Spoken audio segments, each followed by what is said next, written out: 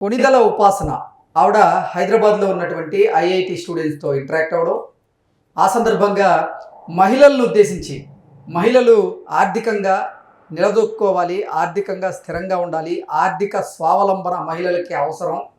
ఈ ప్రాసెస్లో వివాహం ఆలస్యం అయితే మీరు మీ ఎగ్స్ని సేవ్ చేసుకోండి, ఫ్రీజ్ చేసుకోండి అంటూ ఆవిడ చేసినటువంటి వ్యాఖ్యలు, వాటి మీద కొంతమంది భిన్నాభిప్రాయాలను వ్యక్తపరిచినటువంటి నేపథ్యంలో దాని మీద మళ్ళీ కొణిదల ఉపాసన గారు స్పందించారు. దాని మీద మంచి వాతావరణంలో చర్చ జరుగుతుంది, దీన్ని నేను ఆహ్వానిస్తున్నాను అంటూ ఆవిడ స్పందించినటువంటి నేపథ్యంలో దీని మీద మనం పూర్తి స్థాయిలో విశ్లేషణ చేసుకుందాం. ప్రస్తుతం మనతో పాటున్నారు ప్రముఖ రాజకీయ విశ్లేషకులు, ప్రముఖ సీనియర్ జర్నలిస్ట్ దుర్గా వడ్లమన్ గారు. వారితో మాట్లాడు. నమస్తే అండి. కొణిదల ఉపాసన ఆవిడ హైదరాబాద్లో ఉన్నటువంటి ఐఐటి స్టూడెంట్స్తో ఇంటరాక్ట్ అవ్వడం, ఆ సందర్భంలో మహిళల్ని ఉద్దేశించి ఆవిడ కొన్ని వ్యాఖ్యలు చేయడం, ఆ వ్యాఖ్యల పట్ల కొంతమంది భిన్నాభిప్రాయాలు వ్యక్తపరచడం, దాని తర్వాత దాని మీద చర్చ జరగడం, దాని మీద మళ్ళీ ఇప్పుడు ఉపాసన గారు స్పందించి మంచి వాతావరణంలో ఈ చర్చ జరుగుతుంది, దీన్ని నేను స్వాగతిస్తున్నా అనడం, వీటన్నిటిని ఎలా చూడాలంటారు? అంటే ఆవిడ స్వాగతిస్తున్నాను అన్నారు, మంచిదే. కానీ అసలు యాక్చువల్గా చర్చకి కారణభూతురాలు ఆవిడే కదా. ఇప్పుడు ఆడవాళ్ళు, అమ్మాయిలు కెరీర్ మీద దృష్టి పెట్టండి, ఆర్థికంగా నిలదొక్కున్నాక పెళ్లి చేసుకోండి అనడం అనేది ఎంతవరకు సబబు? అది ఎవరికీ నచ్చలేదు.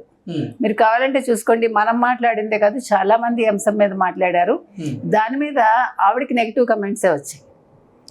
మీరెవరు చెప్పటానికి, మీకేం పోయింది, మీరు గోల్డెన్ అభిప్రాయాన్ని వ్యక్తపరిచారు, ఎక్కువగా 90% ఖండించారండి. 90% పైనే ఖండించారు. మీరు గోల్డెన్ స్పూన్ తో పుట్టారు, మీకేంటి మీరు చెప్తారు, ఎగ్ ఫ్రీజ్ చేసుకోవడం కూడా ఎంత కాస్ట్లీ అది. అయినా ఎందుకు అలాగా? కెరీర్ అనేది పెళ్లి చేసుకున్నా కూడా కెరీర్ డెవలప్ చేసుకోవచ్చు, అదేం పెద్ద విషయం కాదు.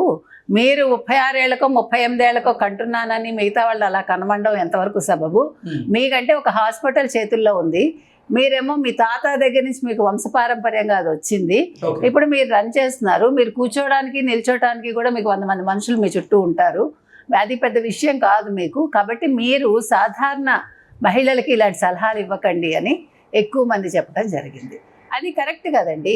ఇప్పుడు ఒకప్పుడు పెళ్ళిళ్ళు మా ఇళ్లలో అయితే 10 ఏళ్లకి 8 ఏళ్లకి 9 ఏళ్లకి 12 ఏళ్లకి అయిపోయాయి. వాళ్ళు హ్యాపీగా కాపురం చేశారు, 60 ఏళ్ళు కలిసి జీవించారు ఒక్కొక్కళ్ళు. ఆఫ్టర్ దట్ అంటే పెళ్ళయ్యాక 60 ఏళ్ళు వాళ్ళు షష్ఠి పూర్తి చేసుకున్నారు. మామూలు షష్ఠి పూర్తి, పెళ్లి షష్ఠి పూర్తి రెండు. కొట్టుకుంటారు ఏమండి, ప్రతి సంసారంలోనూ కీచులాట్లు ఉండకుండా ఉండవు. కొట్టుకుంటారు, కలుస్తారు. ముఖ్యంగా పిల్లల కోసం ఒకటవుతారు. పిల్లలు లేని వాళ్ళు కూడా హ్యాపీగా ఉన్నవాళ్ళు నేను చూసాను. కాబట్టి పెళ్లి ఏజ్ అనేది ఇప్పుడు మారింది. మారాక మధ్యలో మీరు చెప్పినట్టుగా 30 ఏళ్ళు దాటాక పెళ్లిళ్ళు చేసుకున్నారు.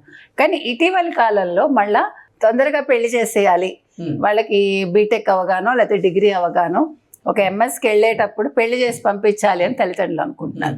లేదు పీజీ ముగించేలోపు పెళ్లి చేసేయాలని అనుకుంటున్నారు. ఎందుకంటే మీకు పిల్లలు దొరకట్లేదు, ఆలోచన విధానం మారిపోతుంది. ఎక్కువ శాతం మంది మాకు పెళ్ళొద్దంటున్నారు, పెళ్ళయ్యాక చాలామంది పిల్లలు వద్దంటున్నారు, రకరకాల రీజన్స్. వీటన్నిటితోటి ఇవాళ మళ్ళా తల్లిదండ్రులు ఆందోళనకు గురవుతున్నారు. కాబట్టి ఇలాంటి స్టేట్మెంట్స్ ఇవ్వటం వల్ల ఉపాసన లాంటి వాళ్ళు, అంటే ఆవిడకంటే అపోలో హాస్పిటల్ ఉంది కాబట్టి ఆవిడ ఎగ్స్ ఫ్రీజ్ చేసుకోమని చెప్పిందా అనే కమెంట్స్ కూడా వచ్చాయి, మీరు చూశారు.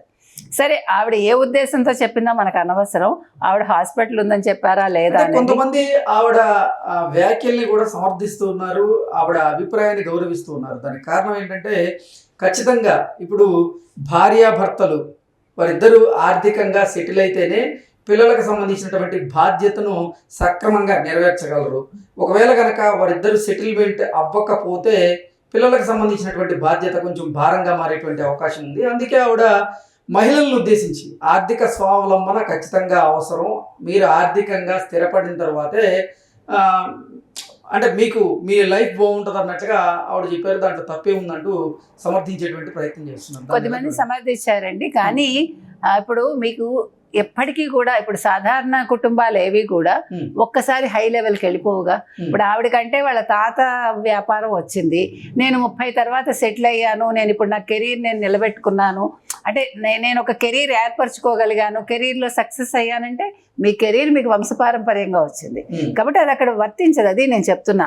నేను సెటిల్ అవ్వాలి, నాకు బాగా ఆర్థిక స్వావలంబన కావాలి అనుకుంటే అంటే దానికి లిమిట్ ఎక్కడ ఉంటుంది మీరు చెప్పండి. ఇప్పుడు మీరు అనుకుంటారు ఓకే నేను ఫస్ట్ ఇల్లు కట్టుకోవాలి అనుకుందాం, ఒక కారు కొనుక్కోవాలి, తర్వాత బ్యాంక్ బ్యాలెన్స్ ఉండాలి, ఇవన్నీ అయ్యేలోపు మీకు 40 ఏళ్ళు వస్తాయి.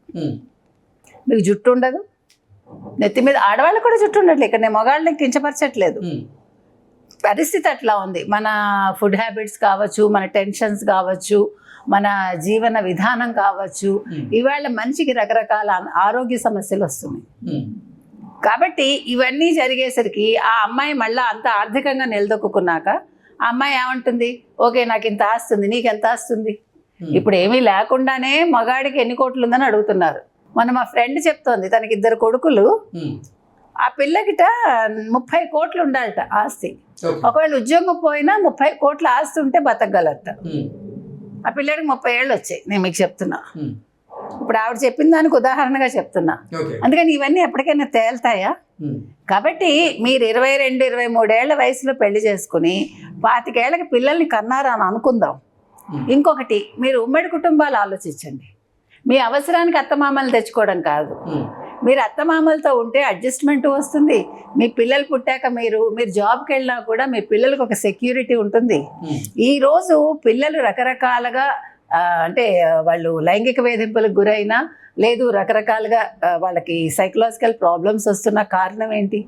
వాళ్ళని చూసుకునే వాళ్ళు లేకపోవటం. కాబట్టి మీరు ఒక వయసులో జరిగింది అనుకోండి, అప్పుడు మీరు తొందరగా పిల్లల్ని కంటే మీ అమ్మా నాన్నో అత్త మామో చూసుకోవటానికి వాళ్ళకి ఓపిక ఉంటుంది. అవునా కదా? అది చాలా అవసరం. మనం అనుకుంటున్నా నేను చూసుకోలేనా అని. పిల్లల్ని పెంచడం తేలిక కాదు, మీకు డబ్బు ఉన్నా తేలిక కాదు, డబ్బు లేకపోయినా తేలిక కాదు. కాబట్టి ఇవన్నీ కాదండి, మీరు ఆర్థికంగా సెటిల్మెంట్ అనేది ఎప్పటికీ అవ్వదు. అది ఎందుకంటే మీ కెరీర్ అనేది మీ చేతుల్లో ఉండదు. మీరు ఎంత చదువుకున్నా కొంతమందికి అసలు మంచి జాబ్ రాదు, కొంతమందికి వాళ్ళ చక్క ఉద్యోగం వచ్చేస్తుంది, చక్క లైఫ్లో సెటిల్ అయిపోతారు. దానికి రీజన్ మీరు చెప్పలేరు. కాబట్టి ఇవన్నీ జరిగే పనులు కాదంటాను నేను. కాబట్టి హ్యాపీగా ఒక నిర్ణీత వయసులో పెళ్లి చేసుకోండి. అది 23, 24, 25 మీ ఇష్టం. అది ఒక ఉద్యోగం వస్తుంది, ఉద్యోగం చేస్తూ మీరు ఇంకొక పెద్ద సమస్య ఎక్కడ వస్తుందంటే, ఇప్పుడు మీరు పెళ్ళి అవగానే కొంతమంది, ఇది చాలామంది చేసిన మాట చెప్తారు, ఇది నా సొంతం కాదు, పిల్లలు వద్దనుకుని అబార్షన్స్ చేయించుకుంటారు. మా ఇళ్లలోనే నేను చాలా మందిని చూసా, ఇప్పుడు బాధపడతారు. తర్వాత కొంతమందికి మళ్ళీ పిల్లలు పుట్టరు. అంటే ఇవన్నీ కూడా సమస్యలు ఉంటాయి, అంతవరకే నేను చెప్తున్నా. కాబట్టి ఇప్పుడు మీకు పెళ్ళయ్యాక ఒకవేళ ప్రెగ్నెన్సీ వచ్చింది అనుకోండి, హ్యాపీగా దాన్ని ఎంజాయ్ చేయండి. అయ్యో వెంటనే వచ్చేసింది, మాకు సంతోషం లేదు, మేము ఎంజాయ్ చేయలేకపోతున్నాం.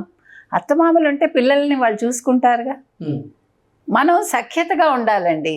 ప్రతిదానికి మనం వంకలు పెట్టుకుంటూ లేకపోతే అత్తగారిని ఏదో అని మావగారిని ఏదో అని బర్త్డేని అనుకుని అలా ఉండకూడదు. మనం ఒక కుటుంబంలోకి వెళ్ళాక మంచి చెడులు అందరికీ ఉంటాయి. కొంతమంది దగ్గర ఎక్కువ ఉంటాయి, కొంతమంది దగ్గర తక్కువ ఉంటాయి. మనం కూడా కొద్దిగా అడ్జస్ట్ అవ్వాలి. నా మొగుడు నాకే సొంతం అనుకుంటే ఎట్లా? వాళ్ళ కొడుకు తర్వాతే మనకి భర్త అవుతాడుగా. ఆ ఒక్క పాయింట్ మనం మర్చిపోతాం, పొసెసివ్నెస్ ఎక్కువైపోతుంది. సో ఇవన్నీ నేను అంటున్నది మీకు అర్థమై ఉంటుంది. కాబట్టి హ్యాపీగా ఒక వయసులో పిల్లల్ని కనేస్తే మీకు 50 ఏళ్ళు వచ్చేసి పిల్లలు చేతికి అందొస్తారు. తెలుసా మీకు?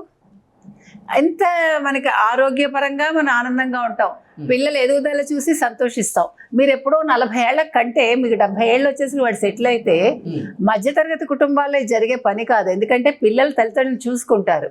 పెద్ద పెద్ద కుటుంబాల్లో అవసరం లేదు, వాళ్ళకి పని వాళ్ళు ఉంటారు, తండ్రో చోట ఉంటాడు, తల్లో చోట ఉంటుంది, కూతురో చోట ఉంటుంది, కొడుకో చోట ఉంటాడు, వాళ్ళ ఇష్టం అది. They don't have any problem. But problem మనకే. కాబట్టి తల్లిదండ్రులు అనేవాళ్ళు, అత్తమామలు అనేవాళ్ళు చాలా అవసరం అండి.